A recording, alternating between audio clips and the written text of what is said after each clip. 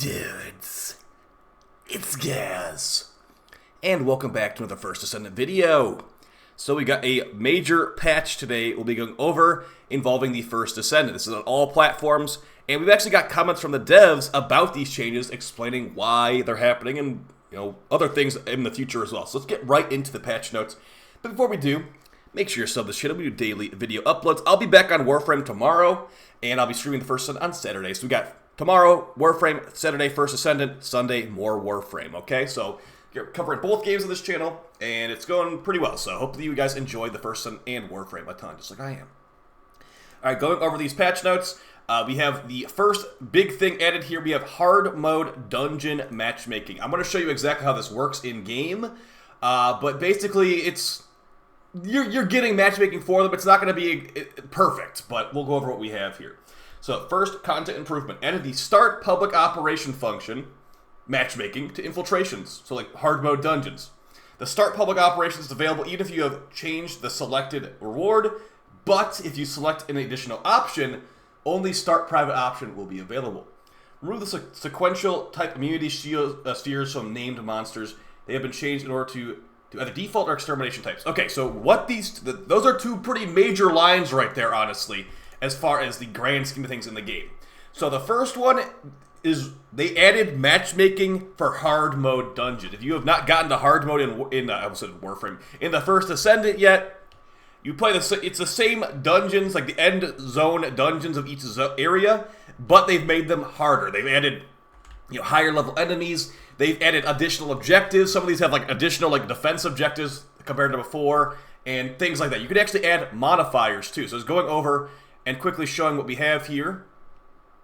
So we're in Albion. So if you want to launch a hard mode dungeon, you just go over to this thing right by the Void Intercept guy, and you talk to this, and you click on hard infiltration operation hard. Now, as far as which one I'd recommend to farm, now that we have matchmaking for it, I would highly recommend the Sepulcher.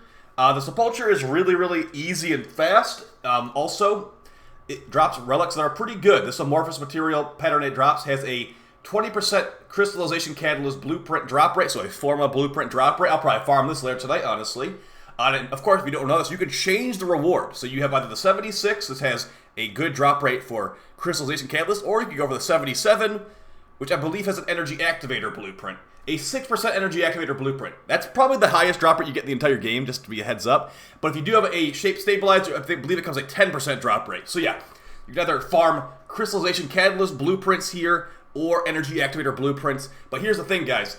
These modifiers right here will make it where you get more points. You have a higher chance to get a second relic or a shape stabilizer. But if you activate these modifiers, look, the button gets disabled. So right now it says start public operation, all good. I turn on one modifier, start public operation is gone. So if you want to get the most bang for your buck time-wise, and you want to throw out these modifiers, you are still going to need to be doing that in a pre-made squad, okay? So rerolling these modifiers get you a ton of extra points. 190, not that much. 250, 240, I think is the highest you can go to. 220. Like, these are not too bad of them right here. I guess Sprint, I've played with Sprint disabled before. That's pretty bad if you're Bunny.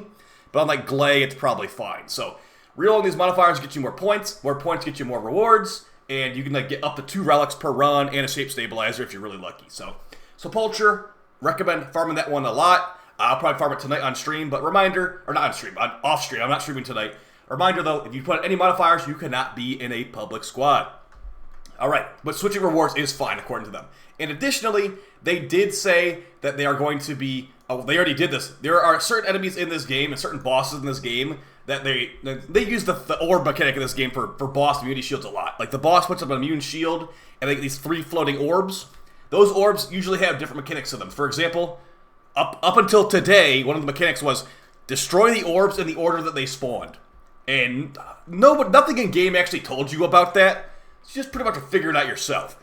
They have removed that, and now any of the bosses that had that mechanic of kill the orbs in the order they spawn has been removed, okay? Now, I'm not saying they're not going to re-add that for a super dungeon in the future, but yeah, having that mechanic in these fights was just really, really annoying they're not going to tell us in the first place that that's a thing. I had people during the main quest, people were rage quitting during that fight because they had no idea what to do. Because it's not explained to you at all. You're on the first health bar, the first triple orb phase, people rage quit, so it may take even longer. But yeah, so they've removed that, and as far as their explanation of why they've done this, the dev team acknowledges the community's concern about the monotonous pattern of named monsters and strives to enhance them. In particular, we've noted the pattern involving breaking spheres in a specific order isn't appropriate for public matchmaking. Decide to remove it immediately. So yeah, the way they worded this, that's not appropriate for public matchmaking. That makes me think they're going to keep this in their back pocket for a future, like a hard mode dungeon or whatever. If the guys are really juiced up, like these are some really high level enemies, and then we have to organize to shoot them, that might make it a little bit more appropriate. So yeah, makes sense. It was really weird to have that in the main quest, because it was not explained anywhere that we were supposed to do that. It was just trial and error for felt like 20 minutes. As new patterns are developed, we will soon update the patterns of existing named monsters one by one. So they're making new triple orb mechanics, it sounds like. So maybe there'll be one, it's like, shoot the blue orb, the red orb, and the green orb. Like, they might make even new orb mechanics again after this, because apparently we don't like the in-order one. Named monsters appear frequently in hard mode and special operations. We will continue working towards diversifying their patterns. So yeah, those two things right there, matchmaking and no more order of orbs. Great change there. Moving on to another really good change. Increase the quantity of rare basic materials from encrypted vaults threefold. And also, the elite Vulgus that appear in field missions and infiltration operations will now drop them too. So what that means is that we're talking about the thing that basically, okay, you could argue it's a little bit pay to win. It's less pay to win now, thankfully. Enzo, the Descendant, his ability, if you watched my video yesterday, I was saying to farm these vaults, because in these vaults are resources. Now, I don't have any of the resources right now, but basically the character I'm talking about is Enzo. The fire support ability gives you increased encrypted loot box loot. Now, that is not as incentivized now, because now normal elite Vulgus will drop this resource that was coming from these boxes in this patch. So Enzo is less incentivized, but reminder too, they also tripled how much resource you get from the loot boxes. So he's both de-incentivized and incentivized at the same time. Like, if you have Enzo, you're doing the thing, you're getting even more than before. But if you don't have Enzo, you don't want to farm Enzo, you can just kill generic enemies to go to get these resources instead. So Enzo is still really, really good for doing this. He's still like the best of the best for doing this. But you can just get it normal ways too, so that's great, because only Enzo was kind of lame in my opinion. Alright, moving back onto the patch notes here. We have still some more things to go over, but I think the major things have been covered for the most part. But yeah, as far as explaining why they did this encrypted vault thing, it's funny, they didn't even actually mention Enzo on here. They said, the most efficient way to farm basic materials is still through encrypted vaults, but for those who prefer hunting monsters, we've updated the field monsters infiltration operations to drop these materials too. It's one of the resources you use to build a crystallization catalyst, basically a forma.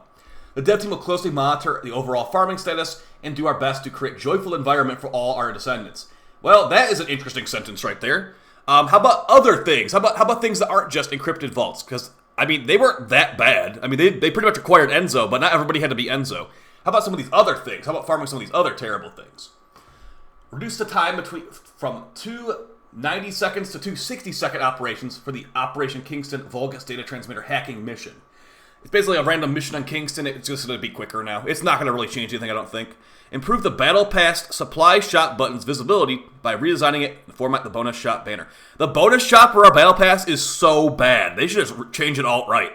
The Battle Pass store in this game is like seriously weak sauce, dude. Like, what do we even get in there? Not only do you hardly ever get any coins, but the things that are in there are like extremely underwhelming. Let's take a quick look at the Battle Shop Pass right here. So here we are. They have changed the appearance of the button, apparently. Let's see what we have. So we got the bonus shop and bonus battle supply. I don't think I've seen this button before. Battle supply shop. What is this? Is this new? I don't think this was here before. So you can get some free skins? Wait, what? Was this just added? So it looks like you aren't able to get... Okay, so it looks like you don't get enough coins to buy everything, so you have to pick what you want. 48 days, 7 hours. Anything good here? You got a haircut for Viessa. Loading screen. You got a skin for... I got a farm Viessa, huh? I got all this Viessa stuff that I can't use. Unfinished study gun. Devil's Call gun. There's a spawn animation, so that's kind of cool. Wrong direction. I don't know if this is...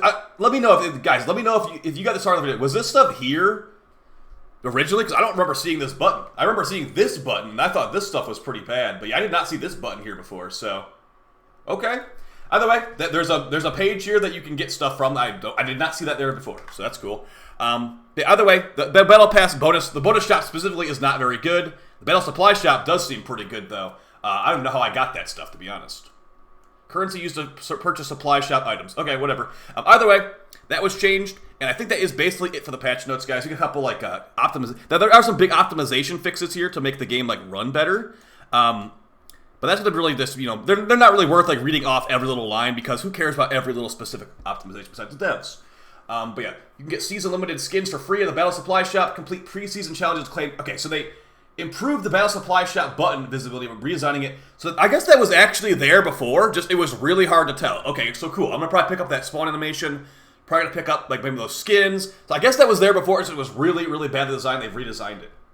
Updated the window from closing the map is open and closed through the acquisition information pop-up. Improved the duration of party invite messages to make them easier to confirm and accept. That's great. If inviting people in this game can be very annoying sometimes, because invites don't properly work in the field all the time. If you have, like, a full instance, you have to basically just go back to Albion every time you invite somebody, so that's really annoying. But yeah, that's been changed to make invites a little bit better, but still the invite thing in the city is still going to be probably a thing. Improve the duration of the Descendant instructor's lines. They're apparently so fast that people just screenshot it. Move the guide NPC you meet after flirting in Albion closer, because you're not all the way at the end of the Earth, and then there's optimization stuff right here. So yeah, for the most part, guys, the big things here. Oh, fix an issue where increased firearm attack per stack in Precision Sharpshot was summoned instead of multiplied. Fix an issue where weapon attribute could not go above 100k. Oh, here's actually a really big change right here. They made it where... So I was actually going to make a video on this, but gold ultimate reactor option on reactor skill cooldown and skill cost were being reversed. So basically, if you had a yellow stat reactor, basically it was saying it was the highest it could be. It was actually the opposite. It was supposed to be a blue reactor was the highest stat you could get for cooldown reduction. I'll see if I have any of those in my inventory right now so I can show you. I don't, unfortunately. So it should be skill cooldown is actually bad now if you had a yellow reactor before. I'm gonna go to my vault and show you real quick. So the way it was before is if you had a negative, cooldown reactor, the yellow stats were actually technically lower than the blue stats. And I think they fixed it. That's at least what the patch notes say. But let's take a look at the reactors in my vault because I actually saved some of these for this very specific occasion. So let's see what we got. And that should definitely be the last change after that one. So here we are with my vault. Now I had some of these saved for a future video. So we got duration up, skill cost, skill range. Where is the cooldown ones? Maybe I'd already deleted them, but either way, it should be fixed now that the cooldown. Okay, right here, negative 0.06. I bet yesterday this was like a yellow one or something. Let's see, skill duration up, skill cost, skill cooldown. Okay, this one's purple. Negative 0.069. Do I not have any yellow ones sitting around? I could have swore I had a yellow one sitting around for a future video. But either way, guys, this stuff should be fixed, so don't worry about it, honestly. Cooldown should be... Yellow cooldown should be the best now. Blue cooldown should be the worst. As it was supposed to be. Okay, here we go. Skill cooldown. Negative 0.074. Let's go ahead and grab that and see the difference between a blue one and a yellow one, okay? Just to confirm it actually is fixed. So let's go ahead and look at my abilities for Enzo. I've currently got a blue cooldown reduction reactor. And our cooldown reduction... Let's just look at the skill, actually. The skill is going to be, for his first ability, it goes to 32.9 seconds with the blue stat reactor, so it should be lower than 32.9 with the yellow one, right? Okay, skill cooldown, another one. So we are at 32.9 with the previous reactor. Let's see what we have now. 32.4. Okay, so the reactor stats are fixed, thankfully. Looks like yellow cooldown reduction is still is now the keepable one. Blue is now worse. Okay, cool. They fixed that. That's great. And that's going to be basically it for the video, guys. Hope you found it fun and helpful. Enjoy Far with the First Descendant. I'll be back on Warframe tomorrow. No stream tonight because I've been streaming a lot and I need to take a day off. But I might be playing the First Descendant anyway tonight anyway. So see you guys next time. Pure support. Take it easy. Peace.